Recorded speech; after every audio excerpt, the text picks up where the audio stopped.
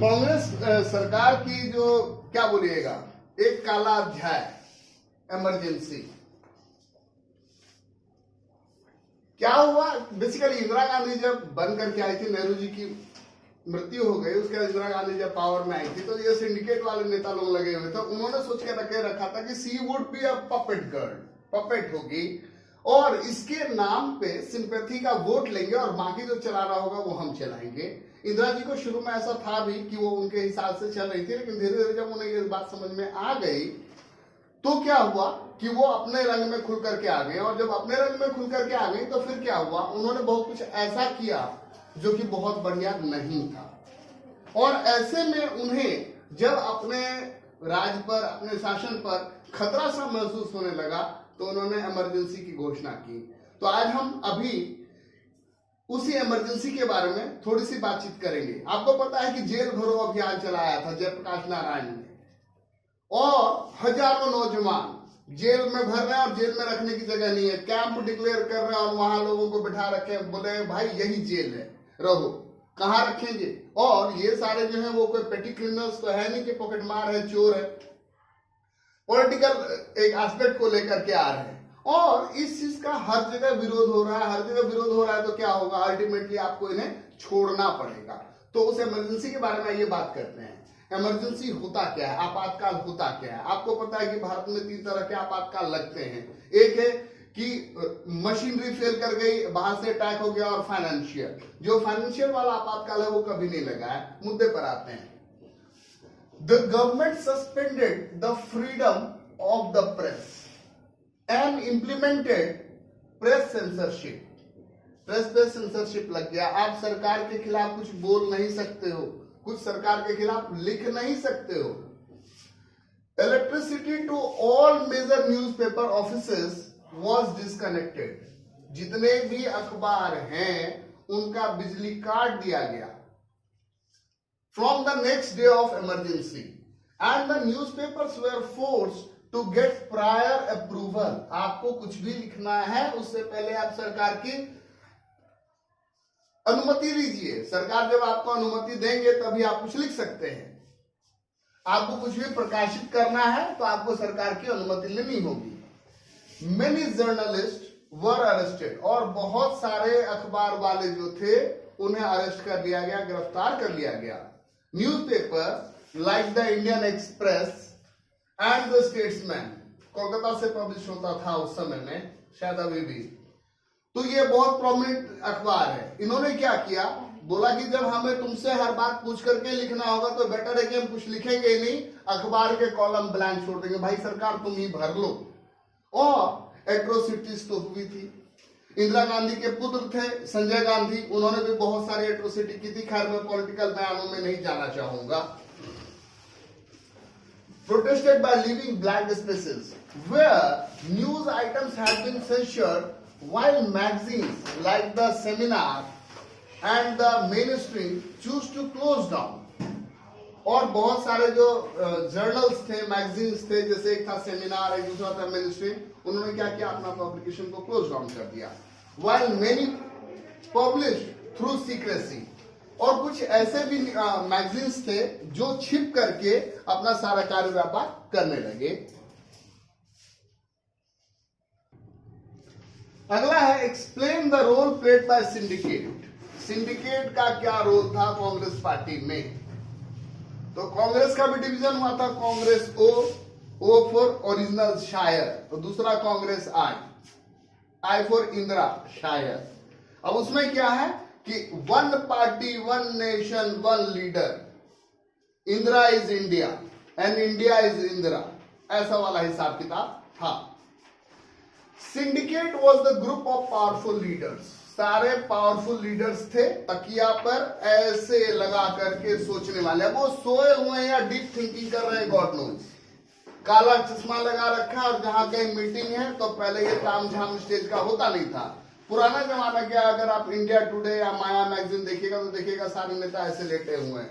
Public को लग रहा है कि भाई वो तो डीप थिंकिंग में है, देश का सारा बोझ उनके सर पर है, लेकिन रियलिटी क्या है, वो नींद में है। इतना खाया और डकार मार रहे हैं। सॉरी इसको अदरवाइज मत लीजिएगा, लेकिन रियलिटी ऑलमोस्ट यही है। Syndicate was the group of powerful leaders in the Congress party. Lal Bahadur Shastri and later Indira Gandhi were made prime minister with the support received from the syndicate. Shastri ji और इंदिरा गांधी ये जो प्रधानमंत्री बने तो इसके लिए उन्हें सिंडिकेट का सपोर्ट मिला हुआ था. This group had a decisive से मतलब एक निर्णायक कथन होता था इनका, जो बोलेंगे वही होगा. In Indira Gandhi first cabinet and in policy formulation, वैसी ही नीतियां बनेंगी और किसको कैबिनेट मिलना है, किसे मंत्री बनाना है, किसे नहीं बनाना है, वो सारा तय कर रहा है कौन? Syndicate. After the split in the Congress, जब कांग्रेस टूट गया, वो नरम दल गरम दल वाला नहीं, आजादी के बाद वाला सीन है, कंफ्यूज मत कर जाइएगा हिस्ट्री वाले बच्चे. The leaders of the syndicate stayed with the Congress O, जो पुराने नेता हैं वो कांग्रेस ओ की तरफ रहे, but were defeated in the subsequent general election. लेकिन कांग्रेस ओ जो है वो बाद में जो इलेक्शन हुआ तो उसमें इंदिरा गांधी ने अच्छा करिश्मेटिक लीडरशिप दिखाया और ये कांग्रेस ओ यानी सिंडिकेट के जो लीडर थे वो सारे हार गए और इंदिरा गांधी जी की सरकार बनी. अब मेरा अगला क्वेश्चन है, state 2 objectives of NITI Aayog. NITI Aayog के बारे में हम लोग बात करेंगे. हाँ, तो हम बात कर रहे थे नीति आयोग की. बेसिकली जो आपका योजना आयोग है ये इसी का नया नाम है. जब मोदी जी का सरकार आया था तो उसका नाम बदल करके नीति आयोग बना दिया गया. और नीति आयोग का फुल फॉर्म क्या है? नीति आयोग का फुल फॉर्म क्या है? National institution of transforming India. Simple बात है कि भाई आपको फंड नहीं मिलेगा, योजना लेकर के आइए, उस पर अप्रूवल होगा, स्पेशलिस्ट है, परमानेंट मेंबर है, वो देख करके बताएंगे और वो काम होगा और उसको डायरेक्ट फंडिंग होगा. पैसा के लिए जो लड़ाई होते रहता था स्टेट वर्सेस सेंटर में, वो नहीं होगा. तो इसका मेन ऑब्जेक्टिव क्या है? हार्मोनाइज करो भाई, भाईचारा लाओ. किसका? किस चीज में भाईचारा लाओ? तो नेशनल सिक्योरिटी बना रहे और इकोनॉमिक पॉलिसी जो है वो भी सही बने. And to prepare strategic and long term framework. Strategy जो है वो बने, लॉन्ग टर्म फ्रेमवर्क बने. किस चीज का? पॉलिसी एंड प्रोग्राम का. वो अमेरिकन अंग्रेजी लिखा हुआ है, घबराइएगा मत, आप RAMM ही लगा लीजिएगा. NITI Aayog acts as a think tank, एकदम से सोचने वाला है, ऑफ द यूनियन गवर्नमेंट. दूसरा क्या है? Bye adopting a bottom up approach, कि लाइन में जो सबसे पीछे है भाई उसका भी भला करना है. द नीति Aayog acts in the spirit of cooperative federalism. Cooperative मतलब क्या होगा? सहयोगात्मक, और फेडरलिज्म मतलब संघवाद. सबका मदद करना है, जो लाइन में सबसे पीछे लगा हुआ वहां तक योजना पहुंचना चाहिए. ईमानदारी से अगर कहा जाए तो बहुत सारा काम हुआ भी है. जो बहुत सारा फार इंटीरियर इलाका है, एकदम रिमोट इंटीरियर इलाका सा, वहां भी काम हुआ है. As it ensures equal participation, और ये लोगों के बराबरी की भागीदारी जो है उसको डील करता है, of all states in the country, और हर राज्य का बराबर पार्टिसिपेशन हो रहा है, बराबर डेवलपमेंट हो रहा है. अब फिर ये आ गया इमरजेंसी का क्वेश्चन, पॉलिटिकल चल रहा है, ठीक है. Describe the provision of national emergency. Emergency में क्या हुआ? National emergency can be declare under the article 352. इसमें क्या है कि विदेश से अटैक हुआ, कुछ ऐसा हो गया कि राज्य का सारा मशीनरी जो है उस पर खतरा आ गया. The security of India is threatened. ये माना गया कि देश जो है उसकी सुरक्षा जो है खतरे में है. बाय वॉर, युद्ध हो गया, और एक्सटर्नल एग्रेशन, या कोई बाहरी विद्रोह हुआ है, सैन्य रिबेलियन हो गया है, ठीक है. The term internal disturbance that was used to declare emergency in 1975 was replaced. और 1975 में जो ये इंटरनल ये डिस्टर्बेंस का क्लॉज था इसको रिप्लेस कर दिया गया by the term armed rebellion. है ना? सशस्त्र विद्रोह होगा तभी ये लगेगा in 1978, so that it may not be misused again. और ताकि ये इमरजेंसी नाम का चीज जो है इसका खतरा बार बार नाम मंडराता रहे भारतीय प्रजातंत्र पर और लोग बाग सुरक्षित रहे. देखिए, जो कंट्री को लिबरलाइज करना है, ओपन अप करना है, वर्ल्ड के साथ जोड़ना है, ग्लोबलाइजेशन करना है। तो इसका पॉलिसी रशिया भी किया। रशिया भी कम्युनिस्ट वाला था और आपको पता है कि उसका हालत क्या हुआ, ग्लासनोस्ट और पेरेस्ट्रोइका लगा गोर्बाचोव का और कंट्री का जय श्री राम हो गया। ठीक, टूट गया, बिखर गया।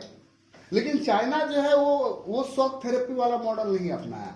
वो जो किया तो वो सोच समझ करके धीरे धीरे करके ओपन अप किया।